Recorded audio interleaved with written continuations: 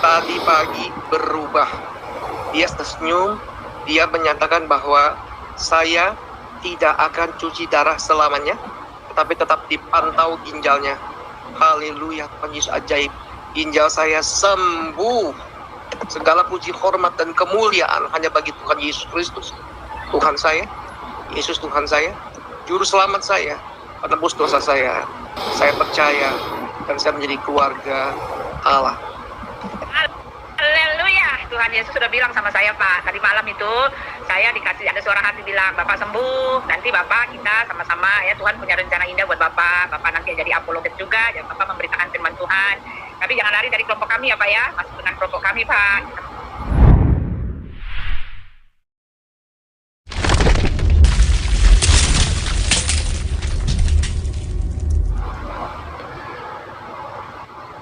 Assalamualaikum warahmatullahi wabarakatuh. Berjumpa lagi dengan channel kita, Edi Prayitno.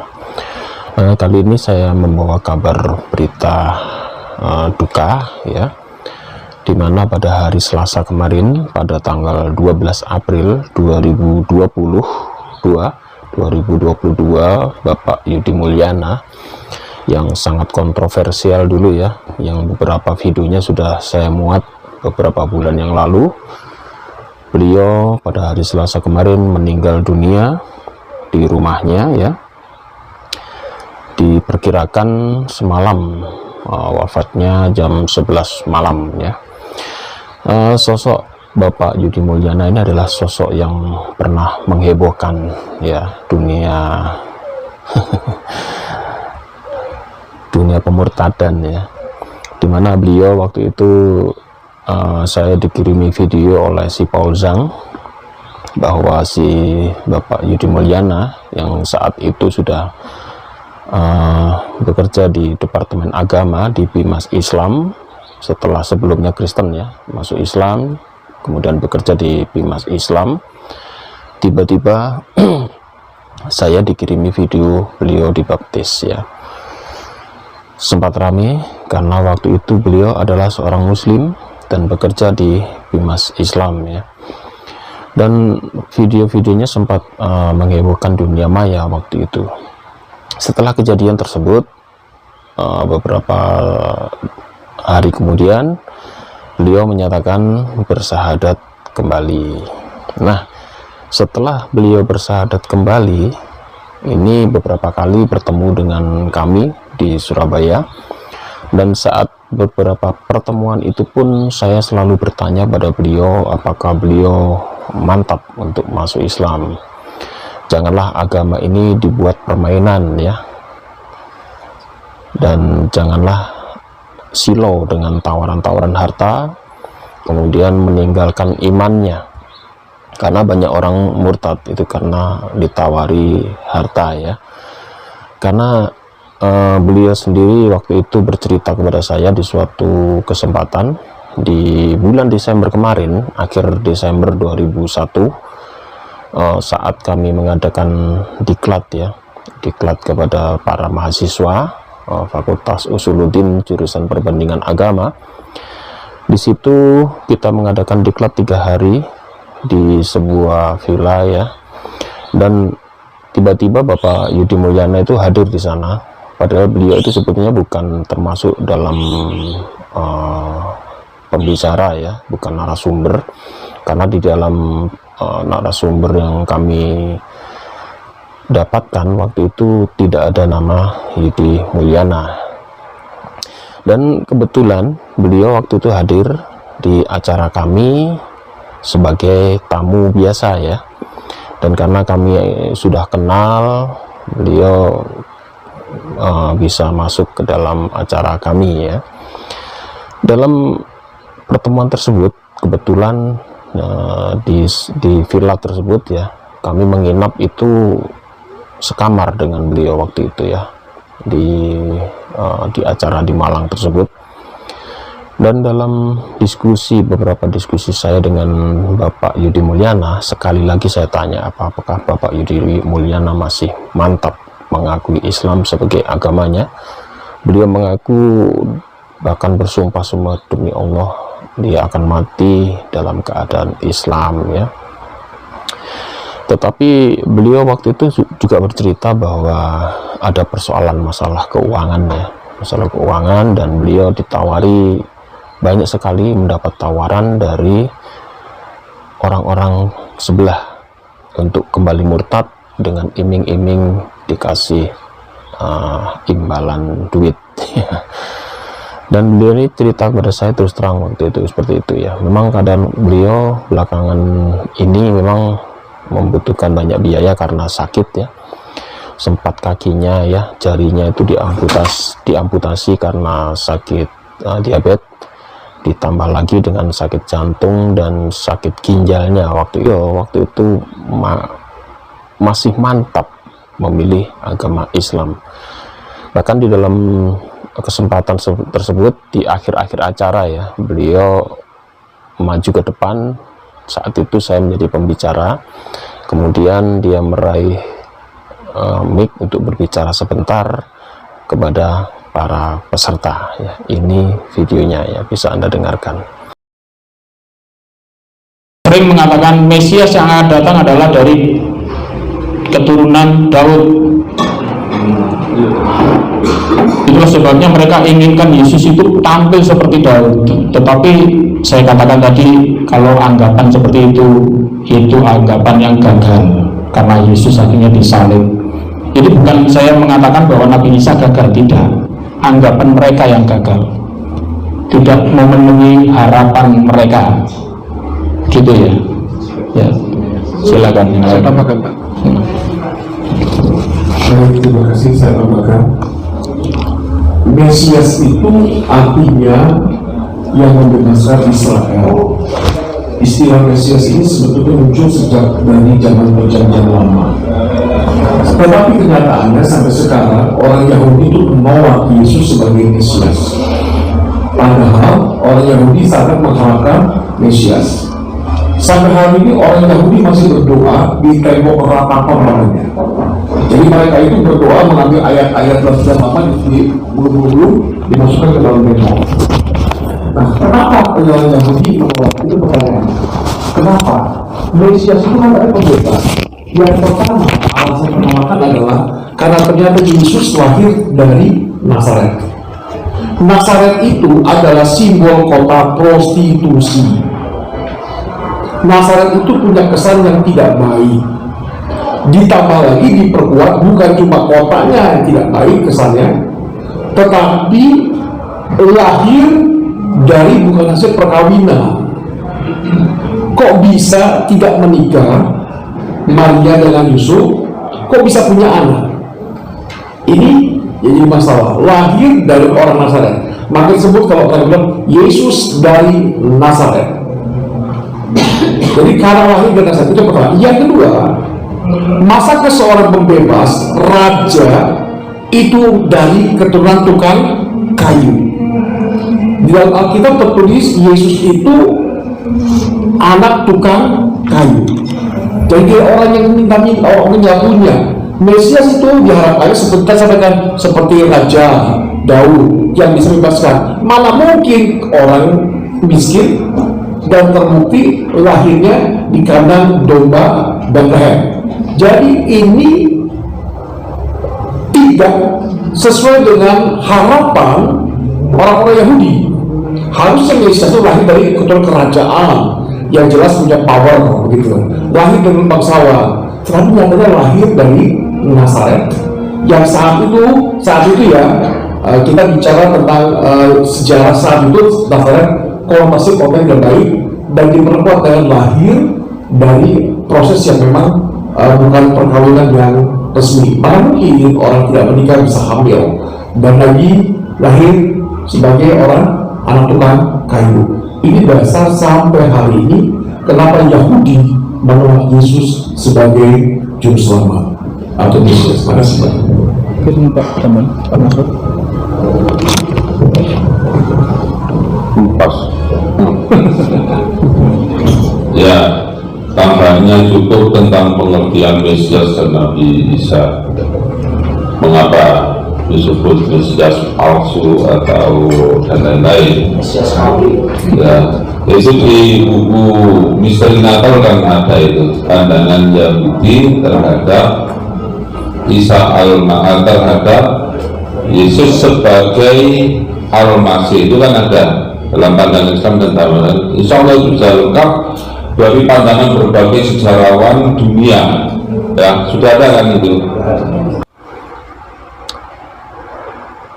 Di dalam acara diklat tersebut sebetulnya Bapak Yudi bukan pembicara ya, karena di dalam acara diklat yang dilakukan di depan mahasiswa Fakultas Usuluddin jurusan perbandingan agama dan juga pemerhati agama itu terdiri dari 13 pembicara dan tidak ada satupun nama Bapak Yudi di sana. Jadi ini murni kehadiran Bapak Yudi Mulyana di acara tersebut adalah sebagai tamu biasa ya, karena beliau waktu itu bilang saat itu berada di Surabaya dan karena kami mengadakan acara beliau ingin hadir ya.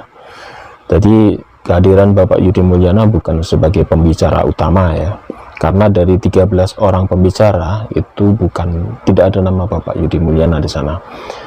Pemateri waktu itu adalah Dr. Andes Ekonomi Ezif Fahmi Wasian, kemudian Handoko Sarjana Pendidikan, kemudian Dr. Andes Suherman Rosidi, kemudian Menahem Ali MA, kemudian Mashud ya, Bapak Mashud SM, kemudian Alexander Mayestino MMT, kemudian Profesor Dr. Haji Rumrowi MA, kemudian saya sendiri Edi Prayitno SOS. Kemudian nomor 9 pembicaranya adalah Aris Hardinanto SH MH. Kemudian nomor 10 Dr. Anwar Lutfi. Kemudian pembicara nomor 11 Sahlan M Aminullah SPD. Pembicara 12 Dr. Haji Eko Asmanto MA. Pembicara 13 adalah Profesor Dr. Haji Zainuddin LC MA. Jadi tidak ada nama Bapak Yudi Mulyana di sana ya. Jadi diklat tersebut memang tidak mengundang Bapak Yudi sebagai pembicara. Jadi video yang saya tampilkan di sini itu adalah waktu beliau hadir, kemudian di sesi-sesi akhir beliau ingin sedikit memberi wejangan untuk para mahasiswa kala itu ya. Jadi beliau di sana kehadirannya sebagai tamu biasa di luar narasumber utama. Jadi di sini supaya saya meluruskan pertanyaan, karena banyak postingan di Facebook saya, banyak yang bertanya, kok kenapa Bapak Yudi kok jadi pembicara, bukankah orang ini sudah tidak bisa dipercaya dan sebagainya ya. Karena banyak yang masih meragukan keislaman dia, karena yaitu masih suka mempermainkan agama. Tetapi waktu itu saya masih memberi alasan pada teman-teman saya di Facebook dan juga di Instagram bahwa Bapak Yudi Mulyana di depan kami, di depan saya secara pribadi memang menyatakan mantap harus kembali kepada Islam lagi dan bersumpah sampai mati pun dia akan tetap memeluk agama Islam. Kemudian setelah akhir-akhir ini muncul pemberitaan baru yang dimuat oleh Uti Watimena, di mana dia murtad kembali. Ya, itu memang ada bukti pembicaraan ya, ada bukti pembicaraan antara Ibu Uti Watimena dengan Bapak Yudi di akhir-akhir sebelum beliau meninggal ya, sesaat. Tadi pagi berubah. Dia tersenyum. Dia menyatakan bahwa saya tidak akan cuci darah selamanya, tetapi tetap dipantau ginjalnya. Haleluya, Tuhan Yesus ajaib. Ginjal saya sembuh. Segala puji, hormat, dan kemuliaan hanya bagi Tuhan Yesus Kristus. Tuhan saya, Yesus Tuhan saya, Juru Selamat saya, penebus dosa saya. Saya percaya dan saya menjadi keluarga Allah. Video yang dimuat atau yang dimunculkan oleh si Uti Watimena, di mana di sana dia berkata bahwa si Yudi Mulyana itu kembali masuk Kristen lagi dengan bukti voice call lewat WA suara ya, dimana di sana diceritakan Bapak Yudi Mulyana habis melakukan operasi dan menyatakan diri bersedia untuk mengikuti perjamuan suci lagi. Bahkan di beberapa kalimatnya dia menyebut juga Tuhan Yesus dan haleluya lagi. Hati-hati kita beragama, jangan dibuat permainan ya. Haleluya, Tuhan Yesus sudah bilang sama saya Pak, tadi malam itu saya dikasih, ada suara hati bilang, Bapak sembuh, nanti Bapak kita sama-sama ya, Tuhan punya rencana indah buat Bapak nanti jadi apologet juga, ya Bapak memberitakan firman Tuhan, tapi jangan lari dari kelompok kami ya Pak ya, masuk dengan kelompok kami Pak. Di dalam video tersebut Uti Watimena mengatakan bahwa dia bertemu dengan Yesus. Yesus berkata kepada Ibu Watimena ini bahwa si Yudi Mulyana akan sembuh, bahkan akan menjadi penginjil yang hebat. Dia katakan akan dipakai Tuhan. Dan dengan sombongnya Uti Watimena mengatakan, tadi malam saya sudah ketemu Tuhan, Tuhan berkata bahwa kamu akan sembuh, bahkan kamu akan diberkati, kamu akan menjadi dipakai oleh Tuhan dan sebagainya. Itu sebuah kesombongan, dan dia berkata bahwa dia akan sembuh, ternyata apa? Nul. Jadi apa yang dikatakan Uti Watimena itu pun sebetulnya hanya omong kosong belaka untuk mempengaruhi orang-orang yang ingin dia murtadkan kembali. Jadi mereka melakukan segala cara, pendekatan baik itu pendekatan materi atau pendekatan ya namanya orang-orang penginjil seperti ini ya, itu banyak sekali untuk menggoda iman seseorang supaya mau menjadi murtad kembali. Jadi saya tegaskan di sini bahwa ucapan Uti Watimena itu tidak terbukti dan akhirnya beliau juga meninggal dunia. Tetapi saya sebagai sahabat beliau bagaimanapun juga merasa kasihan juga ya. Jadi imannya memang tidak stabil dan saya katakan memang condong labil ya. Ini sebagai bahan pembelajaran atau untuk peringatan kita semua bahwa kita harus, setelah kita yakin masuk Islam, jangan menoleh kanan kiri lagi, jangan tergoda lagi, apalagi ingin kembali kepada agama yang lama. Perjalanan Bapak Yudi itu sebagai pelajaran buat kita semua, jangan mempermainkan agama. Karena dulu habis dari Kristen masuk Islam, Kristen lagi, masuk Islam lagi, Kristen lagi. Ya kasihan. Semoga dia di alam sana tenang ya. Bagaimanapun kita umat muslim tidak diperbolehkan untuk mencaci maki mayit atau apa itu istilahnya membicarakan kejelekan ya.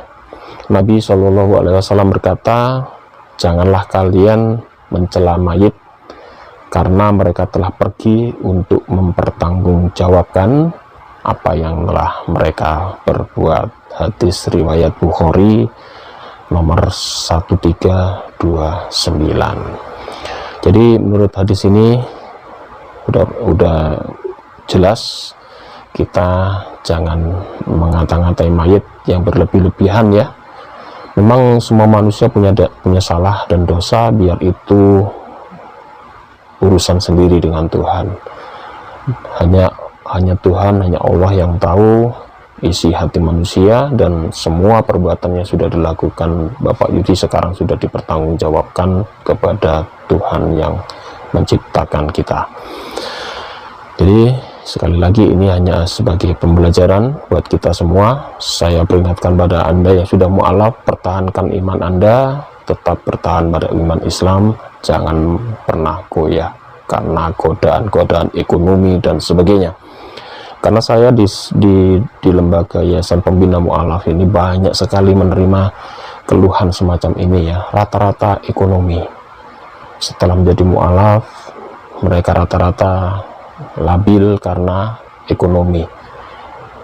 Di program kami Yayasan Pembina Mu'alaf At-Tauhid punya program yaitu UMKM ya, untuk para mu'alaf yang kekurangan dana, bisa kami sedikit kasih bantuan untuk menguatkan ekonominya supaya tidak goyah ya, karena iman dan ekonomi itu tipis. Iman saja tetapi ekonominya kacau, kadang-kadang membuat imannya juga kacau. Itulah sebabnya kami di Yayasan Pembinaan Mu'alaf At-Tauhid juga memperhatikan ini dan memikirkan soal ekonomi para mu'alaf-mu'alaf yang baru masuk Islam. Demikian dari saya, saudara-saudaraku. Mohon maaf jika ada salah kata, dan untuk keluarga yang ditinggalkan kami doakan tetap tabah ya. Apalagi saya pernah dikasih videonya putri Bapak Yudi yang hafidz Al-Quran ya, Masya Allah, itu putrinya cantik dan hafidz Al-Quran, lucu ya, anaknya masih kecil tetapi sudah pinter menghafal ya, bahkan lomba hafidz beliau anaknya ini sampai juara ya. Semoga anak Pak Yudi Mulyana ini besok menjadi orang yang kuat imannya dan tetap berjuang demi Islam. Dan untuk keluarga yang ditinggalkan, semoga Anda masih tetap tabah dan sabar menghadapi cobaan ini. Demikian saudara-saudaraku, wabillahi taufik wal hidayah. Wassalamualaikum warahmatullahi wabarakatuh.